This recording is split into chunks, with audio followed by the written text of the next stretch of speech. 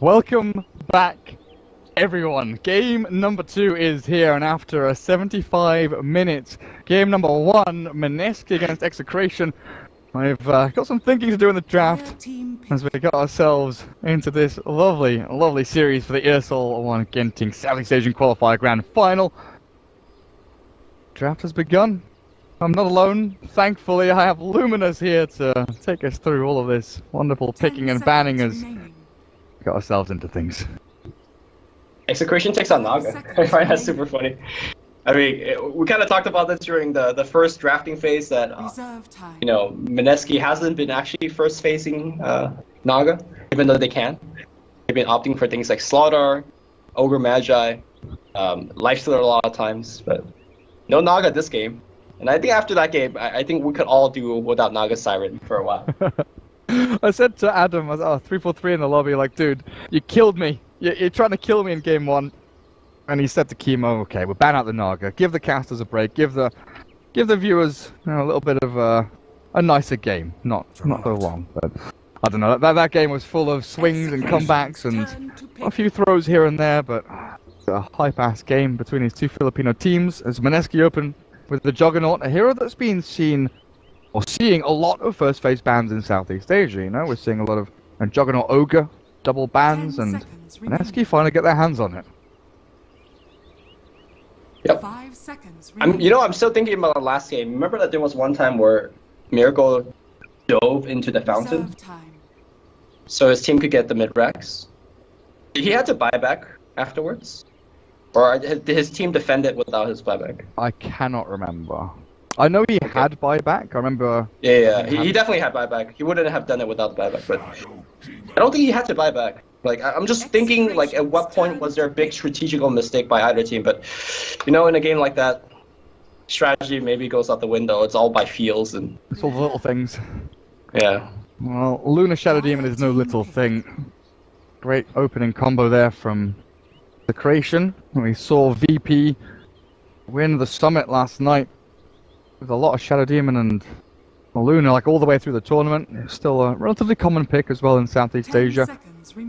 Mineski, how do they plan to deal with this? Usually you kind of want a lineup that can hit a timing around 15-20 minutes and either trade towers or defend towers nicely. How do you feel about Warlock being let through here? I'm surprised that Mineski did not pick Warlock second. I would have said that was a great pick there because we saw Fatal Bond working so well against the 4 or 5 illusion push. Because it's not that you can't kill the illusions, it's more that you can't kill them fast enough. And when you Fatal Bond them up, any kind of AoE stuns that you have on them makes it so much easier. So maybe Mineski is thinking that, look, we're not going to fight them.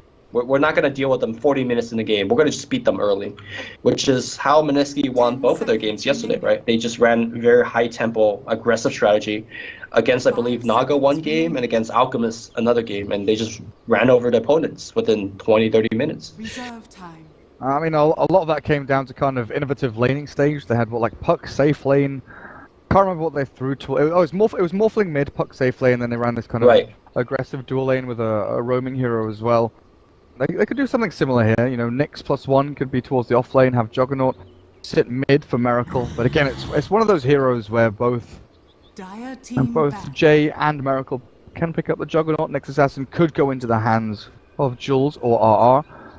And it's more likely than not going to be the mid Jug and the off lane Nyx. While Execration, you can always bring up the fact that they could look towards an aggro tri-lane of their own with Luna Shadow Demon plus maybe a Bounty Hunter. And I think you do have to be scared of Bounty here as Mineski against the Nyx. You have that vision game from the 4 roll, got the tracks coming through, and if Execration, get a few track kills in the first 20 minutes, they can snowball super hard.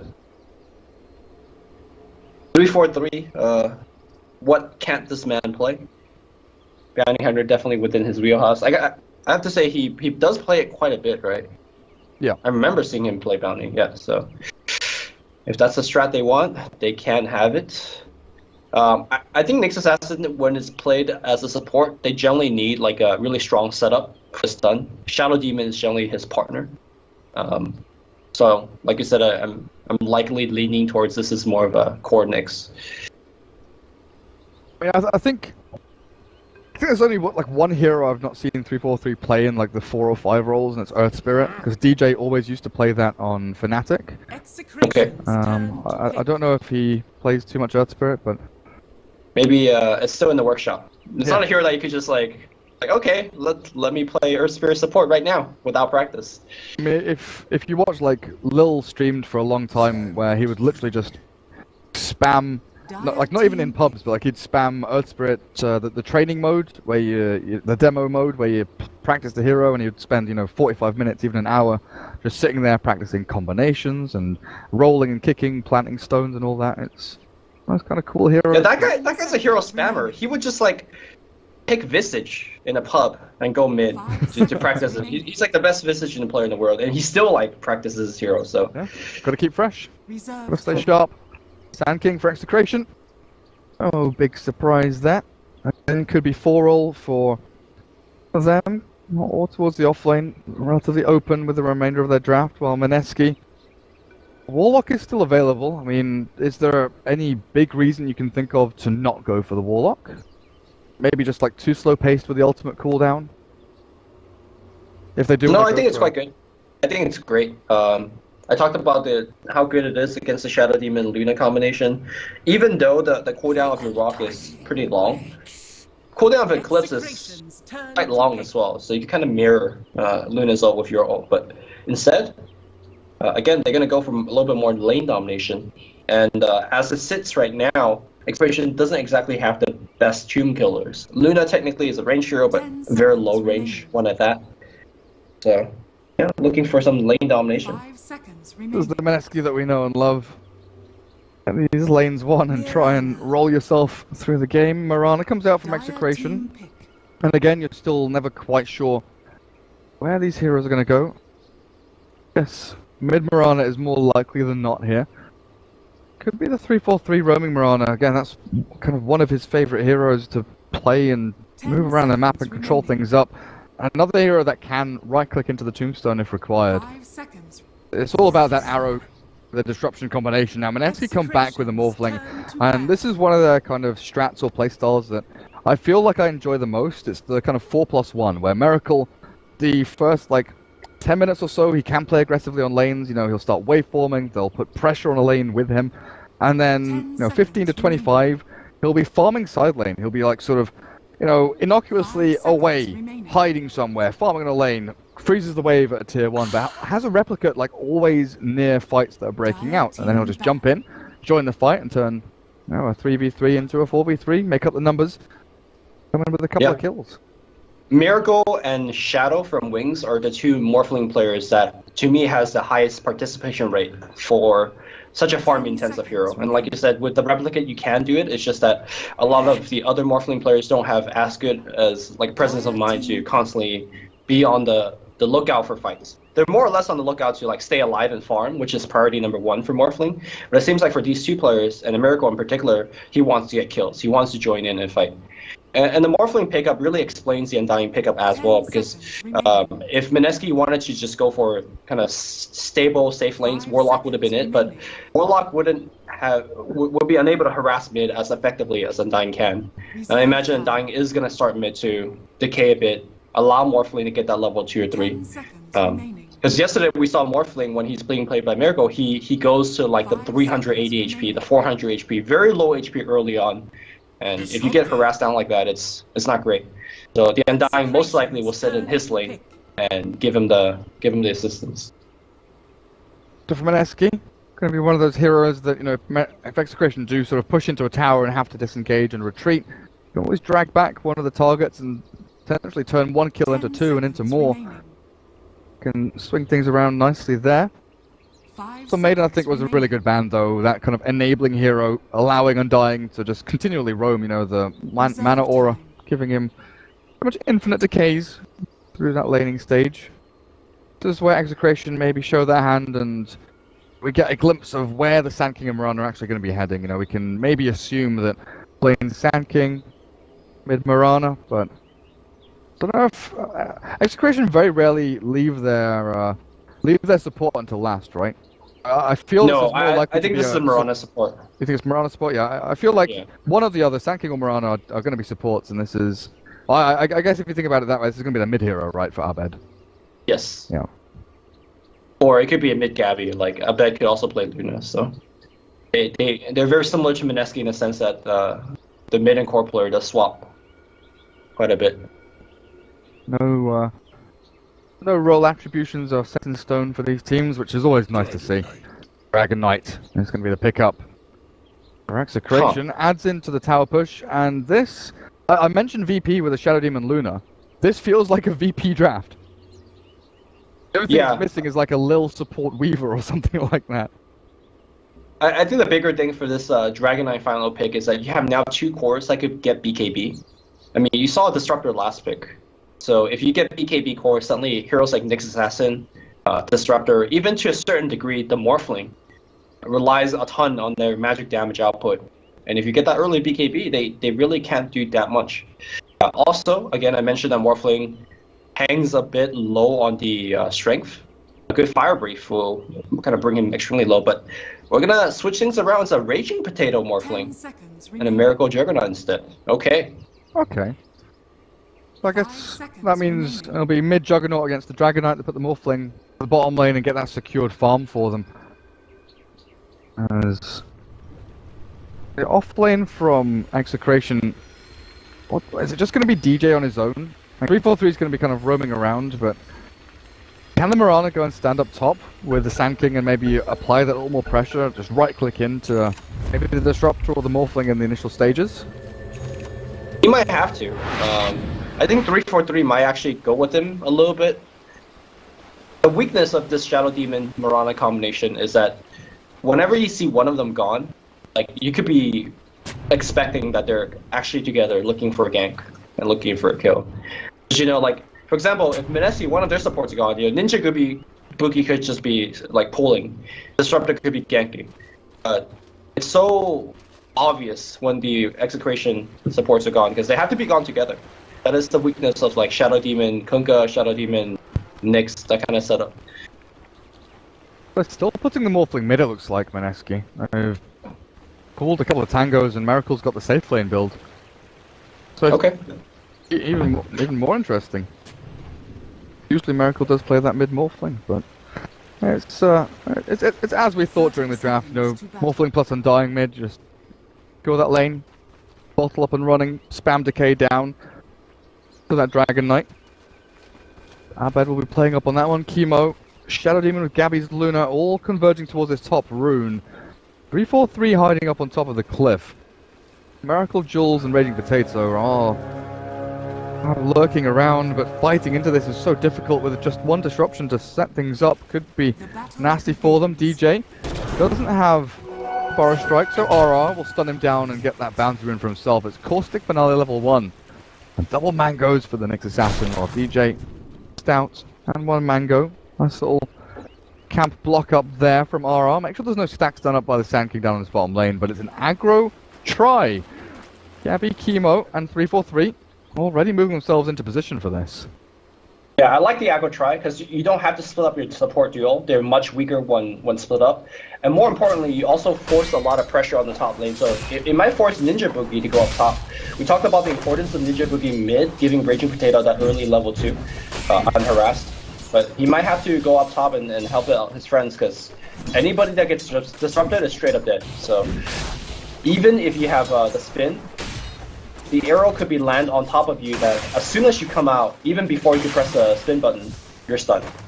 I mean, you can still spin after disruption before arrow, but you get stunned, but you don't take the damage.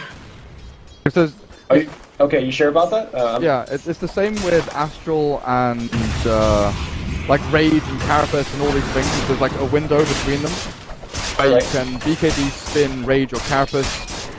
But the stun always hits first. It's like stun, and then you cast your spell, and then the damage hits. So you're actually able to block out the damage. That's why it was always weird when like Lifestealer against Bane Mirana, you know, back in what was it, like TI3, the Bane would Nightmare, and the arrow would land, but Lifestealer would like Rage and get stunned by arrow at the same time. And it wasn't until like the combat log started getting used that we realized what was happening. Okay. Well, hopefully we'll see that interaction once this game and see exactly how it plays out. Ninja Boogie did actually go up top for a bit, but it looks like he's checking the rune again. And then we have the passive 1v1 lane in the bottom. I think overall pretty static lanes. Give the advantage to the tanking with the Caustic against any melee hero. And you can see that R, despite having tangles and double mango regen, he's having a tough time here. Hates from Undying. Get back in the face of Abed, who's forced a lot of regen out of Jay here. The Morphling's still a little short of that bottle. Needs to get a few more CS in, but Abed's actually having a really good time mid, even though he's against the dual lane. And of course you've got to consider the fact that Morphling will be at a slight experience deficit the way things are going. So they move the Undying to bottom. Look, they want to try and pressure this. Sand King a little more there.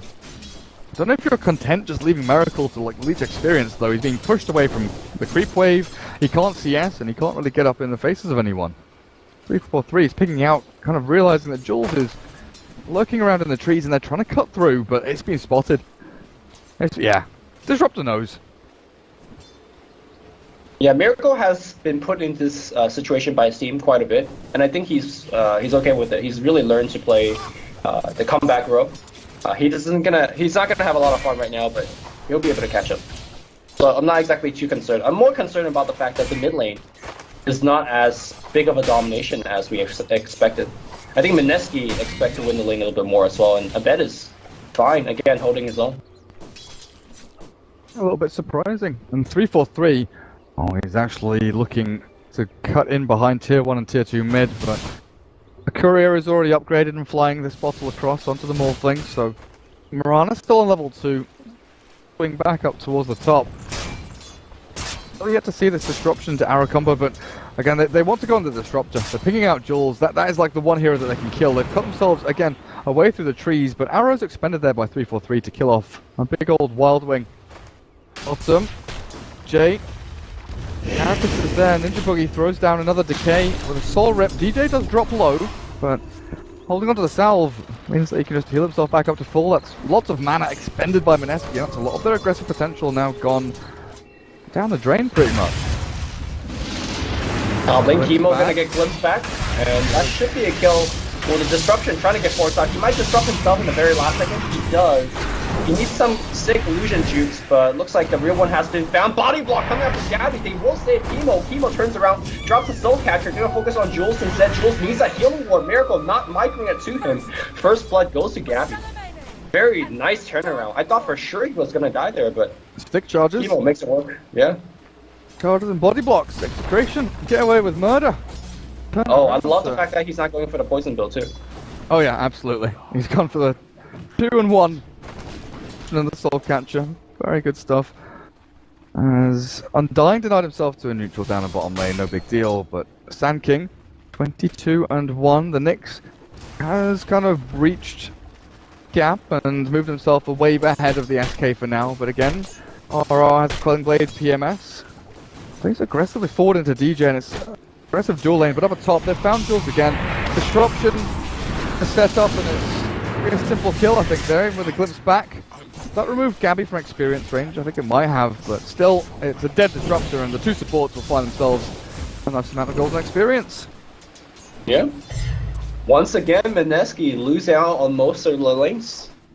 So coming in 1 week ago, if this happened in ROG Master, I would have said for sure it's Mineski that's gonna win the series quite easily, in fact. But 3-4-3 effect. Yeah, with every pass and every game, it seems like Execration plays a little bit better. Maybe Mineski hasn't trained as hard. I'm not exactly sure what the case is, but they need to really ignite their engines. Let's go, guys. Alright, what happened to the intro, boys? What happened to that lane domination and early aggression? Mineski will move this level 6 Nyx Assassin with a Vendetta up towards the top lane and hunt down Chemo, but the sentry, it spots him. They know he's there. Alright. Chemo, I think, gives it away there a little bit. Nyx Assassin's first rotation will come to nothing. Ninja Boogie is given bottom lane experience, but free farm DJ, mid lane, the Dragonites, throwing ham on these creeps. Currently sitting at the top of the net worth, 2800 with the Luna just behind him. And Juggernaut, I would keep looking at this Miracle Jug and thinking, maybe he'd be in the mid lane. Things would be a bit nicer, but I guess you couldn't have had Morphling plus Disrupt at top against this aggressive troll lane. That would have gone even worse. Yeah, for sure. Because Juggernaut, despite being a melee hero, is actually much tankier. Morphling will survive, but I think Morphling actually farms less because every time he walks in for a CS, he'll get pummeled much harder. And you don't want to buy Bottom PMS on Morphling, really, yeah. Undying dies to DJ and 343 as they combo up nicely there. Yep. Top. Won't go in on them just yet. Again, chipping away with the Lucent Beam is very nice, but Dragon Form from Abed. Coming back into position, he'll land a stun, but the damage is lacking here, and Raging Potato, very low on HP, cannot turn right up against it. Another Dragon Tail is ready. Abed might be able to go for this with an arrow to follow through, but won't have the range on it while the Nyx Assassin pops himself to Invis. Got no reveal here, and I think RR with enough mana for another stun in. They wait for forward. Oh, Raging Potato with the low HP play. Actually goes in with a kill, blocks off the arrow line. And we'll be able to TP back to Fountain, jumps in. The replicate there as well, bottom regens up, and now the stun will not land. The waveform ready for Raging Potato, jumps forward, and there we go. A double kill for the Morphling. Perfect play out from Mineski. Wow, that was actually perfect play by Bimble. The fact that he made the Dragon Form right as Dragonite turned range, that illusion actually did a lot of corrosive damage the whole fight. And then he still had time to port back in after TPing back to base. That was... Somebody make a gif of that. That was actually by Mineski. He's got the smooth moves. Yeah. And he's actually going to go for the treads here, it looks like. So bottle treads for Morphling. Quite often we see sort of brown boots into Dragonlance or boots of travel, something for those lines, but early aggression is what we want to see from them. So treads for the mid. Morphling is going to be sick. Bottom lane. DJ's going in onto Ninja Boogie. Jules has died at the top. The Luna's found that kill. The stun from RR finds the Sand King actually. Another Burrow Strike's ready from DJ to escape if he needs it, but even under those tower hits, he will be fine. Ninja Boogie, very low, 25 HP there from that final caustic. Hit it through onto him as arrow won't land, and now they disrupt him up, and Miracle doesn't even need to spin. He's perfectly fine to walking this one off, but they glimpse back 2-4-3. The leap is available. He holds it as long as he can to turn back and fight Miracle here under the tier 1 tower. Nope, more TP back in. I think they wish they would have glimpse now, but it's long on cooldown. Guys, flipping turn around here. Gabby wants to fight. He gets the one kill. Has waved in. He doesn't have rep. He gets Soul Catcher, and he's done. Welcome back, Soul Catcher. We miss you. And Gabby continued his domination. Came around. And the Juggernaut died to Dragon Knight. This Abed rotation came in from the south, moves forward, kills off the Jug, then finds the tower. EK, level 8.5 now with 1300 gold saved up in the bank. Even though he died towards the mid lane, he's sitting pretty. Third place on the net worth, and big question always is, right, who gets the Blink Dagger first from the initiators? DJ, he's on 1300 gold. So's RR, so it's pretty close between the two of them, you know, very similar in terms of net worth. Is there a bigger impact from either one of them? Like, do you expect the Sand King Blink to be maybe a little more potent than the Nyx's one? If you talk about vacuum, I think both hero getting a blink is big, but it's more so that the Sand King blink sets up much more on the team, right? It's a blink into an arrow, it's a blink into a secondary stun from the Dragonite. Anybody essentially getting blinked on the side of Mineski will just straight up die to Execration. So I think the Sand King blink is much more important in this game. Also, if you look at Mineski's lineup, what exactly is their kind of team fight capability in the mid game? Like, if you look over Undying, he has 0 points in Tombstone. So it's going to be a long while before he has the max Tombstone. Disruptor is not great in terms of mid game because he's under leveled, and Storm is not that great of a spell against Disruption. You have a TP out by 3-4-3. He will survive against up top. Meanwhile, looks like Gabby picked up another one on bottom. Morphling dead again. I want to look at this Undying. You mentioned there's no point in Tombstone. Now, I'm a big fan of the kind of 2-2 build into Decay and Soul Rip early on. But going for a third point in Decay and leveling up your ultimate here from Ninja Boogie, I'm struggling to understand why. Does he feel like Tombstone's just going to get clicked down by DK and Mirana? Like, it feels it's not worth it? I think so. Maybe he's saying that his team doesn't have enough lockdown to take advantage of Tombstone, because Your Tombstone not getting right click down is one thing, but also if you drop Tombstone, how are you keeping them in that Tombstone area? Mid tower, not gonna get denied Burrow Strike into, or sorry, Dragon Tail, not into Burrow Strike. I think if DJ Burrow Strike, the arrow would have hit, and that would have been a dead Morphling, but... It definitely looked like it. The pings come out on bottom. Mineski wants to fight Gabby. He needs to quickly move forward. But with his ulti there, the Flesh Golem and the Static Storm, they'll find the Luna under the tower. The Moonlight Shadow was popped to try and save him, but the dominating streak is taken out by Jules. And now they converge down on this bottom lane. And like they look for that tier 1, but Execration, they can bring people down here to defend this. They have the Sand King Blink. They've got Epicenter in 30 seconds time, and Mineski, they're going to struggle to actually do any physical damage to that tower without Juggernaut there. They've got to like go back and farm. Yeah, Mineski, it's in their best interest to drag this game out at least in the next 10 to 15 minutes without any kind of team fight, any kind of tower contest. But Abed, in this stuff, he sees the... that's a dead disruptor. Hero's going to hit from the backside. There's that Tombstone, but it's a level 1. Thanks for the goal. Back, he gets this demonic first up. He gets also this.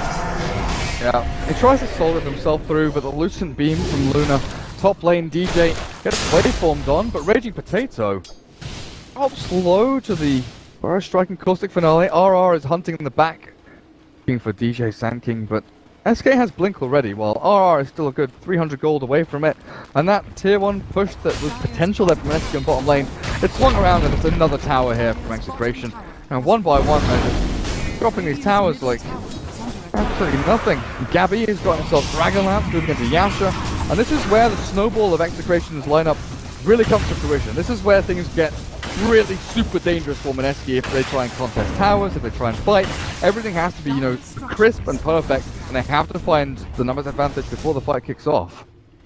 Yeah, if Execration wants to go for a big strong timing attack, Abed could just go straight BKB, Luna could go Yasha BKB, they could just straight up win the game because you talked about Mineski's physical damage is lacking, they're essentially relying all on magic, and you just shut that door in terms of the path of comeback for Mineski. What can they exactly do if there's double BKB on the course? Sit back and cry, fetal position on the floor, I'm not sure.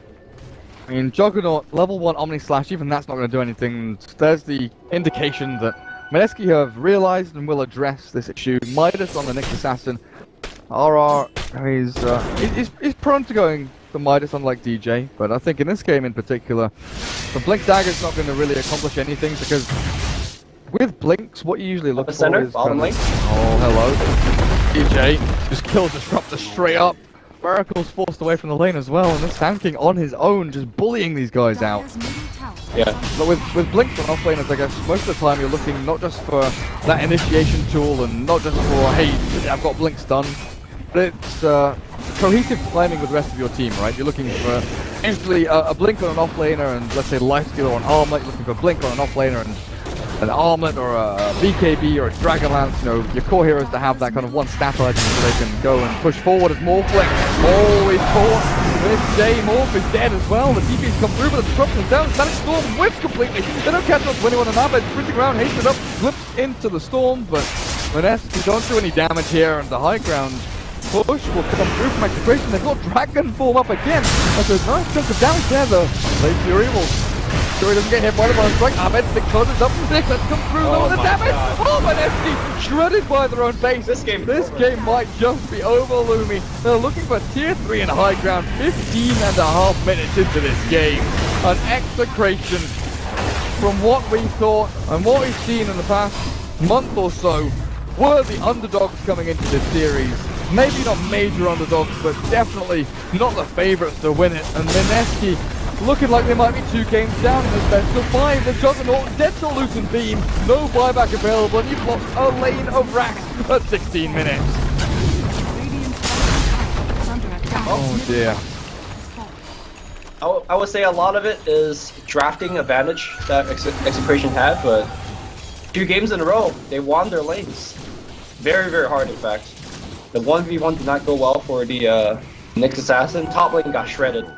Mid lane was even, but Morphling one of those heroes that takes a while to come online, and they had their nice play on the mid lane, right? Where, you know, the replicate on the DK kill, and then put it back to base, and then got mana for a secondary kill. That was great.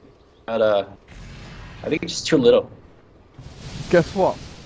343 is not playing Naga this game, but he's still finding a way to transition. 700 gold away from an Aghanims on this 4-roll Mirana as he throws a fishing arrow Why out. is this guy so good? He's just very good at Dota 2. I don't know. He's glimpsed back now, but the kind of kills won't hold him. Starstorm's there, but the waveform secures that kill. I think you jinxed him a little bit there. Yeah, well, it's you gotta support Miranda. Congrats. I mean, 343 has like one of the longest names in Dota, right? That's why he's so good. I guess. Yes. Well, let me dead for 15 seconds. Can come back though with DK ulti up. Luna has Eclipse in 20 seconds. Is that a full yeah, of course. It's a full Manta for Gabby. With the ranks falling on the mid lane, it's just huge influx of gold. Aghanims for DJ's nearly done. And losing ranks isn't all about the creep waves. It isn't all about the big creeps coming out of your opponents. A lot of it is to come down to that huge influx of cash that comes through onto these support heroes that all of a sudden have earned arcanes on Shadow Demon and they're hunting for Raging Potato. I think they know though. Yeah, a good waveform away. Gabby went in a little bit too soon. I don't think he faded completely yet under the Moonlight Shadow and pick up the kill, but Dragon Form level 2, there is no BKB on Execration, but not that they need it. In fact, they have illusion rings. Okay. That's just absolutely disgusting. Nyx tries to hold them back with Juggernaut spinning forward as well. The waveform from Jay is just frustration incarnate there as he doesn't hit onto anything. The illusion's already dead. Dragonite sends forward another one. Tier 3 dropping low to Slaves will bounce back on the Morphling at the same time. And with a clip available, they might look to pop it once they breach high ground and move on towards the racks, but Jules is dying to the illusions, and there's no rush here from Execration. They can just slowly but surely chip away at buildings. The burst strike, and they're going to stun. The Dragonite goes forward, they chain it nicely. Damage output not quite good enough though, as the clips will not accomplish anything whatsoever. Miracle spins forward aggressively. He's on his own. The demonic purge is there. The physical damage comes through. Sonic Storm is dropped. Miracle fully survives through it. But finally, guys, the SG pop. And now the epicenter from DJ into the back line for the Eclipse from Luna. Flying through from the moon. And Ninja Boogie somehow survives through it all. But the buyback from Mineski comes to the fight. And dieback from Miracle. The Juggernaut's dead again. GG is called. Game number 2. It's a 20-minute affair as Execration sweep the floor with Mineski. Yep, they saw the Disruptor as a support, sensed a ton of weakness in that lane, and they took full advantage of it. Ninja Boogie helped out mid and helped out bottom, but I honestly thought he should have just parked himself up top because that was the lane that to me mattered the most.